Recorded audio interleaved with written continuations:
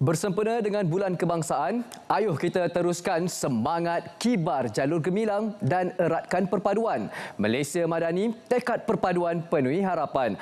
Mohon kepada anda agar sentiasa berwaspada dengan taktik penipuan skamer. Ayuh kita aktifkan program Pastikan Sahih.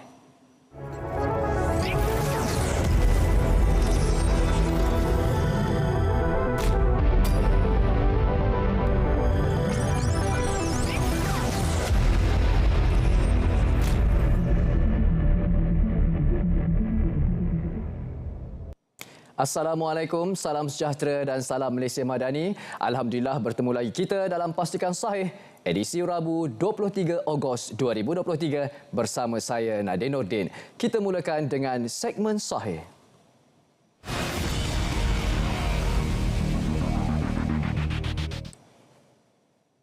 Benarkah wujud bantuan persekutuan sebanyak RM350? Biar betul, ayuh kita buat semakan terlebih dahulu.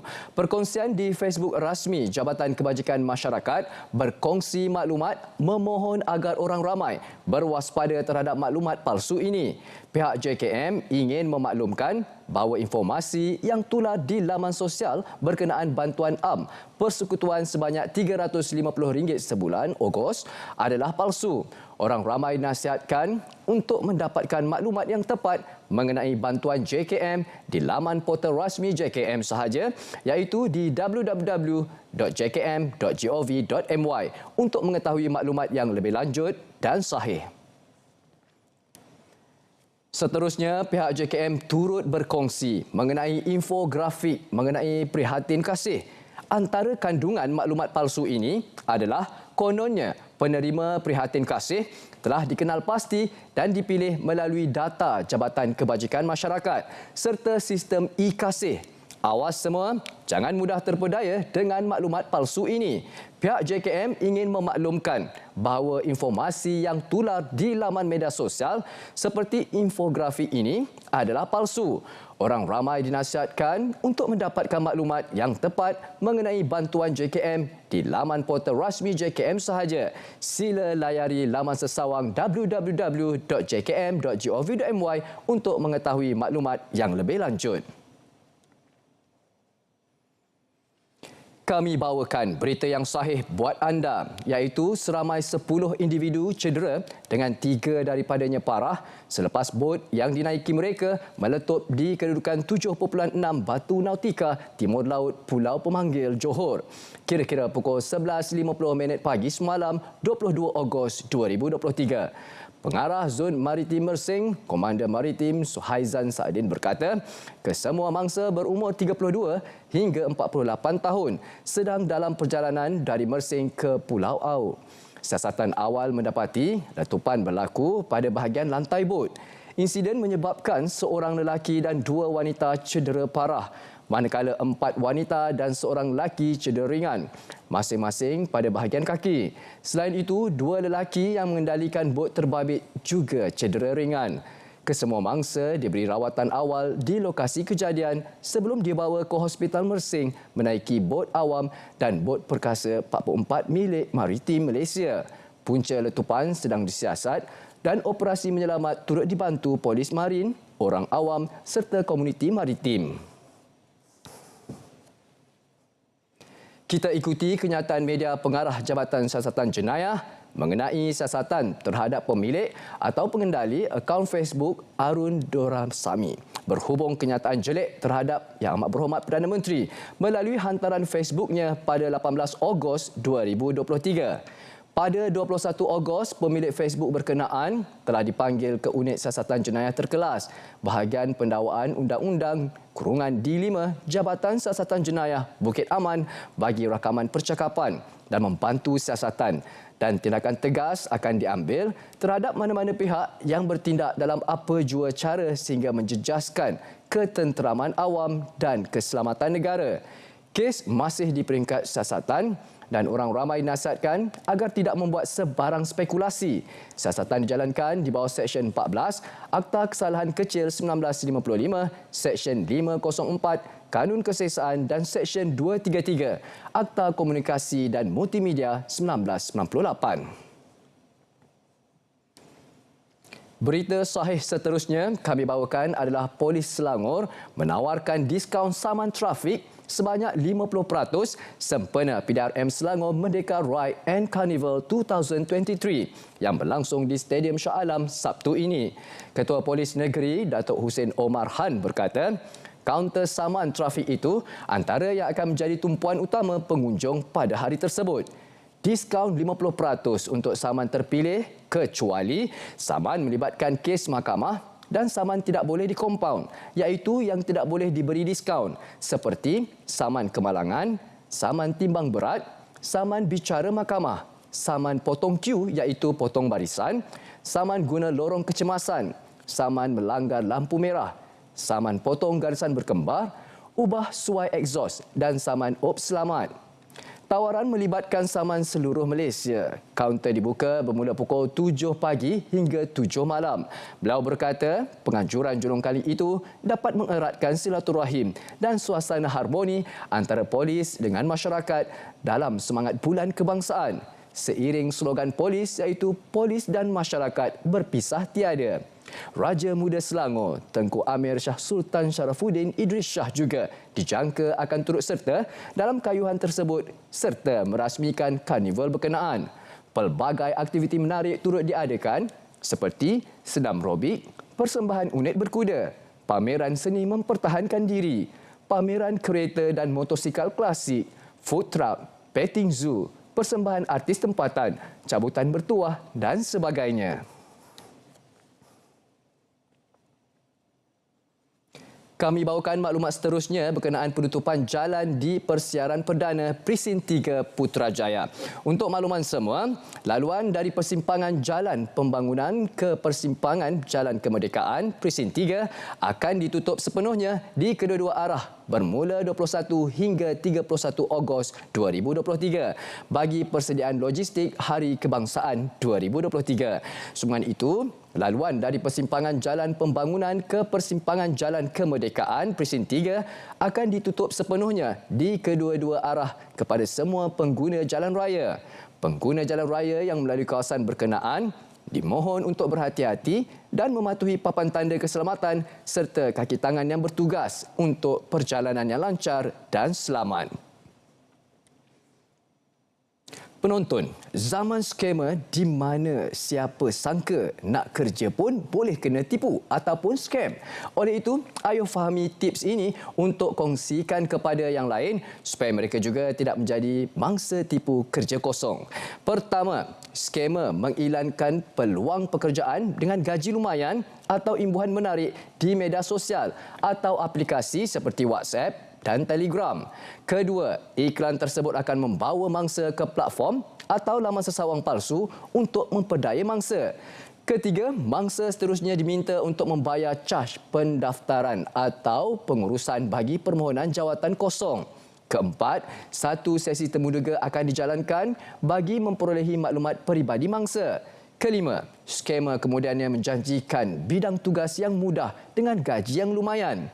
Bagaimana cara untuk mengatasi temberang si skamer ini? Adalah anda perlu menyemak kesahihan syarikat tersebut melalui sumber rasmi seperti laman sesawang atau media sosial rasmi.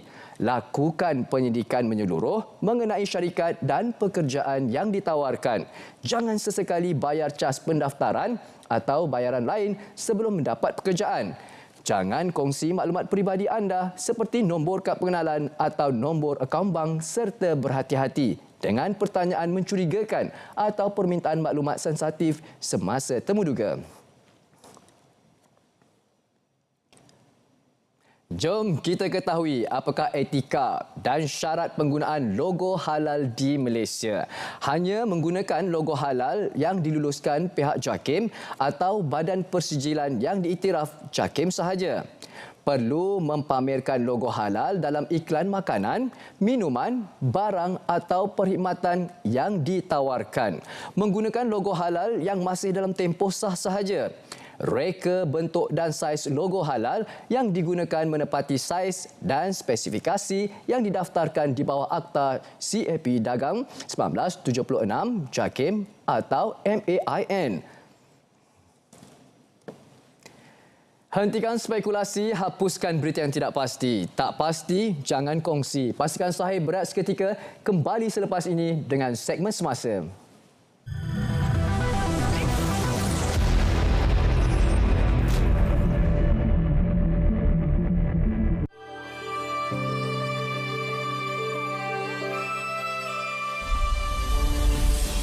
Assalamualaikum warahmatullahi wabarakatuh dan salam sejahtera.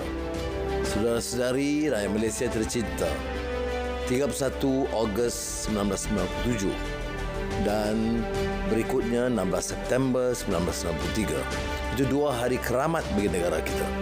Jadi oleh yang demikian, mari kita raikan dan tunjukkan bahawa kita adalah satu generasi rakyat yang faham perjuangan bapa-bapa ibu-ibu kita mencapai kemerdekaan dan bagaimana harus kita tunjukkan kesetiaan kita, kecintaan kita adalah untuk mematuhi semangat dan prinsip perlembagaan dan meraihkan, menyantuni dan menjayakan kehadiran Hari Keramat 31 Ogos.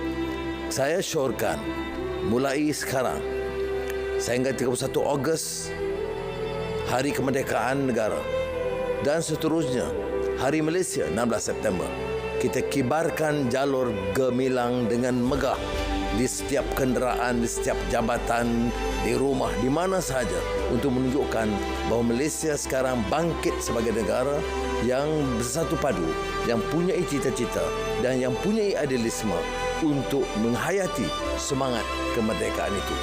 Mulai hari ini sehingga 31 Ogos Hari Kemerdekaan Tanah Melayu dan 16 September Hari Malaysia, kibarkan bendera Malaysia jalur gemilang. InsyaAllah ia akan merupakan satu cetusan semangat baru dan petanda perubahan dalam negara kita. Terima kasih. Wassalamualaikum warahmatullahi wabarakatuh.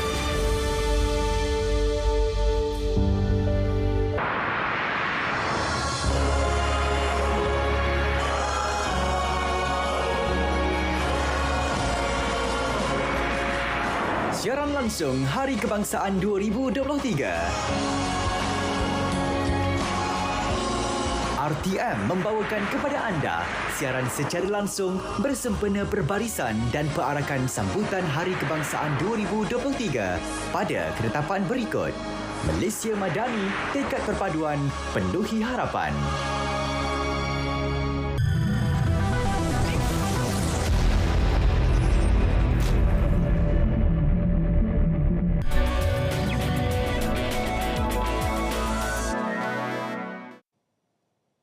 Malaysia Madani, tekad perpaduan, penuhi harapan. Terima kasih kerana masih lagi setia bersama kami dalam Pastikan Sahih. Ini adalah segmen semasa. Di Facebook page rasmi Yang Amat Berhormat Perdana Menteri berkongsi maklumat mengenai iTekad. Beliau berkata berdasarkan pengumuman beliau pada hari semalam supaya diperluas program iTekad dengan geran daripada kerajaan sebanyak 10 juta ringgit dipadankan dengan dana bank serta zakat. Ini sejajar dengan hasrat membantu golongan asnaf dan miskin muncul sebagai usahawan mikro berjaya. Perdana Menteri berharap warga Malaysia yang selama ini mempunyai niat untuk memulakan perusahaan sendiri namun tidak mempunyai akses kepada kemudahan pembiayaan perbankan dapat memanfaatkan inisiatif iTekad sebagai titik permulaan kehidupan baharu yang bermartabat. Menurut beliau, nilai kesaksamaan merupakan acuan utama dalam pengadunan ekonomi madani. Kemiskinan tidak patut menjadi penghalang kepada impian untuk memanjat tangga sosial dan tidak boleh menjadi beban yang diwarisi turun-temurun. Perdana Menteri turut menyeru kepada organisasi pelabur sosial dan filantropi, syarikat korporat, agensi atau syarikat berkaitan kerajaan, individu dan kelompok masyarakat yang mempunyai keupayaan dan keinginan untuk membantu usahawan mikro agar dapat mempertimbangkan idea untuk menjadi sebahagian daripada usaha inovatif iTekad ini. Ekonomi Digital Islam (IDE) dan Ekonomi Madani merupakan inisiatif saling melengkapi bertujuan menggalakkan pembangunan ekonomi digital di Malaysia. Ini kerana IDE memacu ke arah mewujudkan masyarakat inklusif sekaligus menterjemahkan visi Malaysia Madani untuk membina masyarakat saksama yang menekankan pengagihan kekayaan dan sumber yang lebih adil. Yang sangat menarik dan salah satu daripada 9 trust dalam program pembangkit yang diusahakan oleh MDEC sebelum ni. Potensi bagi sektor ekonomi digital Islam ini sangat besar dan saya percaya dengan pengiktirafan 15 syarikat dengan status MD Tasriah yang telah diumumkan hari ini merupakan langkah pertama dan langkah kanan ke arah membangunkan sektor ekonomi digital Islam. Kotak perakam suara kokpit CVR milik pesawat yang terhempas di Lebuhraya Gauteri berdekatan Bandar Elmina, Shah Alam di Selangor pada Khamis lepas dihantar ke sebuah makmal di Singapura bagi mendapatkan semula data rakaman suara 30 minit terakhir sebelum nahas untuk dianalisa. Biro Siasatan Kemalangan Udara BSKU Malaysia berdepan kesukaran untuk mendapatkan data rakaman berkenaan kerana CVR berada dalam keadaan tidak sempurna dan hangus terbakar. Pagi tadi saya mendapat laporan daripada Ketua Biro bahawa makmal di Singapura juga tidak dapat mengeluarkan voice recorder tersebut. Okay. Jadi ada beberapa isu teknikal, ada kekangan retrieve lah, bukan mengeluarkan retrieve voice data tersebut. Jadi Ketua Biro akan balik ke Kuala Lumpur petang ini. Tindakan susulan ialah kita mungkin perlu hantar memory card tersebut ke Florida. Bukan soalnya kita tak nak buat di Malaysia. Okay. Cuma ada kekangan. Polis setakat ini mengklasifikasikan kematian 10 mangsa yang terlibat dalam kejadian nahas pesawat terhempas berdekatan Bandar Elmina di Shah Alam pada Khamis lepas dilaporkan sebagai kematian mengejut SDR. Siasatan insiden tersebut masih dijalankan dan buat masa ini nahas tersebut dilihat sebagai kes kemalangan semata-mata. Kita tak nampak any selain daripada mere accident. Okay, so we stop that. So kalau you all tulis lagi ada unsur ni, then ini menggusarkan lagi family. I got many calls from the family members lah. Betul ke ada dah 2 kali kerja you all buat. I just nak share benda ni. Kan, it's a common only. That is a portfolio between police and so BSKU. Operasi membawa keluar bangkai dan serpihan pesawat yang terhempas di Lebuhraya Gauteri berhampiran Bandar Elmina telah selesai sepenuhnya pada 21 Ogos 2023. Susulan itu, Ketua Polis Selangor, Datuk Hussein Omar Han berkata, tiada lagi kawalan polis di lokasi kejadian. Setakat ini, polis mengklasifikasikan kematian 10 mangsa yang terlibat dalam nahas pada Khamis lalu itu sebagai kematian mengejut SDR. Hussein Omar berkata, siasatan masih dijalankan dan buat masa ini, nahas tersebut dilihat sebagai kes kemalangan semata-mata. Pihaknya akan menunggu laporan daripada BSKU yang dijangka mengambil masa kira-kira sebulan untuk tindakan selanjutnya jika perlu. Dalam pada itu, Hussein berkata sebarang spekulasi berkaitan kejadian tersebut tidak seharusnya ditimbulkan kerana akan mengganggu emosi waris keluarga mangsa. Kementerian Sumber Manusia KSM menggesa para majikan khususnya pihak swasta untuk memastikan gaji pekerja tidak kira tempatan maupun asing dibayar melalui akaun bank. Menterinya V. Sivakumar berkata, ia sebagai mekanisme kerajaan untuk memantau aktiviti majikan sekaligus membanteras dakwaan berhubung isu buruh paksa. Jelasnya pembayaran tunai atau cek hanya boleh dilakukan di atas permintaan pekerja sendiri berserta kebenaran daripada Ketua Pengarah Tenaga Kerja Semenanjung Malaysia.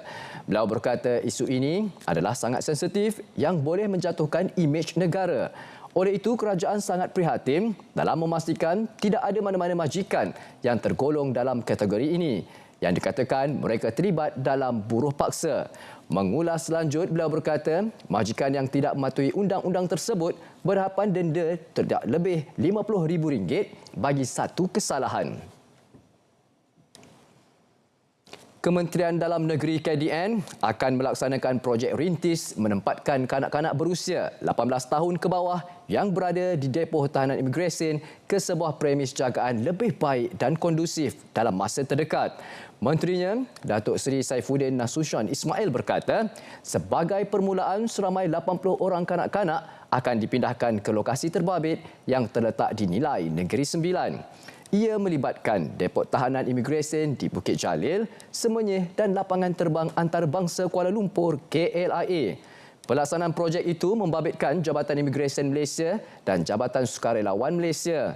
Dalam perkembangan lain, Saifuddin menjelaskan tindakan KDN membuat serbuan ke atas sebuah kedai buku di Wisma Sentral Kuala Lumpur baru-baru ini adalah berdasarkan aduan orang awam. Hanya 2 naskah buku diambil untuk diteliti dan diselidik kandungannya. Beliau berkata demikian ketika diminta mengulas mengenai keluhan pemilik kedai buku dikenali sebagai Benz Ali yang kecewa dengan tindakan KDN merampas buku yang dijual di kedainya. Benz mempertikaikan rampasan terbabit selepas mendakwa buku berkenaan tidak tersenarai dalam kategori yang dilarang untuk dijual. Hospital Dungun dijangka beroperasi awal tahun depan bakal mewujudkan peluang pekerjaan di semua peringkat klinikal dan bukan klinikal. Ketua Pengarah Perkhidmatan Awam, Datuk Dr. Zulkifli Mohamad berkata, pembinaan projek yang bermula Februari 2016 itu bakal memberi manfaat kepada warga setempat termasuk doktor, jururawat, pentadbiran dan pengurusan. Lawatan itu juga bagi memastikan semua fasiliti yang disedia mengikut spesifikasi yang ditetapkan sekaligus menjamin kebajikan penjawat awam dan keselamatan pesakit. Untuk rekod, Hospital Dungun yang diklasifikasikan sebagai projek sakit dibina di atas tapak seluas 6.13 hektar kini siap 99%. Pembinaan hospital baru itu bakal menjadi hospital pakar ketiga di Terengganu.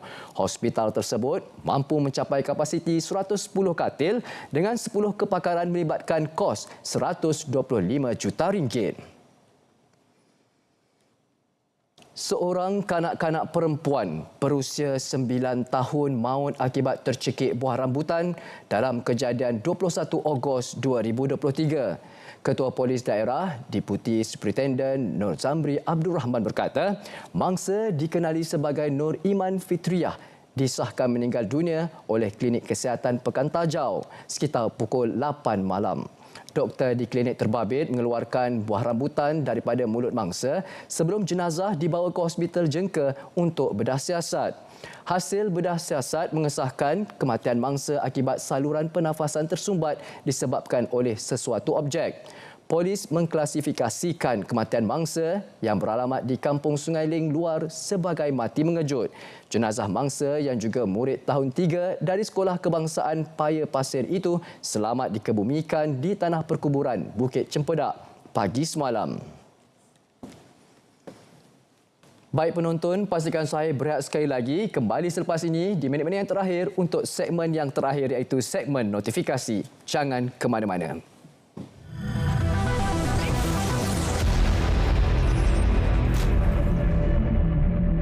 200 sekolah agama di Selangor diarah tutup. Ya, sekali baca headline ini mesti terkejut. Pasal apa nak tutup sekolah agama? Ya, sebagai orang Selangor, saya rasa kita perlu semak fakta untuk tahu apa sebenarnya cerita di sebalik headline sensasi ini. Ingat tak kes kebakaran pusat tahfiz Darul Quran pada 2017 yang meragut 23 nyawa? Susulan kes tersebut, JAIZ telah membangunkan garis panduan pemutihan sekolah agama institusi tahfiz persendirian negeri Selangor pada 1 Januari 2021 supaya keselamatan pelajar terpelihara. Tapi garis panduan ini tak terus dikuatkuasakan. JAIZ beri masa 2 tahun untuk sekolah agama patuhi syarat yang disediakan. 2 tahun ini masa yang cukup lama. Jadi sepatutnya semua sekolah agama ini dah patuh peraturan tersebut demi keselamatan para pelajar mereka. Memang belajar agama itu bagus, ya, tapi pada masa yang sama sekolah tersebut perlu selamat dan sesuai untuk anak-anak kita belajar. Kalau tak selamat dan tak sesuai, tak bolehlah nak beroperasi. Kita pun tak nak tragedi kebakaran Darul Quran berlaku di Selangor, kan? Ya, lepas tu ada pula yang buat cerita kononnya 200 sekolah agama ini dah lulus bomba tapi disekat oleh PBT. Kalau macam tu, senaraikan sekali syarat PBT yang mereka gagal patuhi. Tunjukkan pada kita mana syarat yang diada-adakan semata-mata nak gagalkan permohonan sekolah agama. You all tahu tak, kebanyakan kaki tangan PBT di Selangor ini orang Melayu yang beragama Islam. Bila tuduh PBT sengaja sekat, maknanya you tuduh orang Melayu Islam kita yang sengaja blok permohonan sekolah agama. Mereka ni buat kerja ikut peraturan. Mana yang boleh mereka kata okey, mana yang langgar peraturan mereka kata tak okey, ya. Tak adanya kaki tangan PBT sengaja nak sekat permohonan sekolah agama. Kena ingat juga, penguatkuasaan garis panduan ini disokong oleh Persatuan Institusi Tahfiz Al-Quran Negeri Selangor yang dianggotai 478 sekolah agama persendirian. Kalau 478 institusi ini boleh ikut garis panduan yang disediakan, mengapa yang 200 lagi ini tak boleh? Dapatkan dulu fakta sepenuhnya, barulah boleh buat kesimpulan.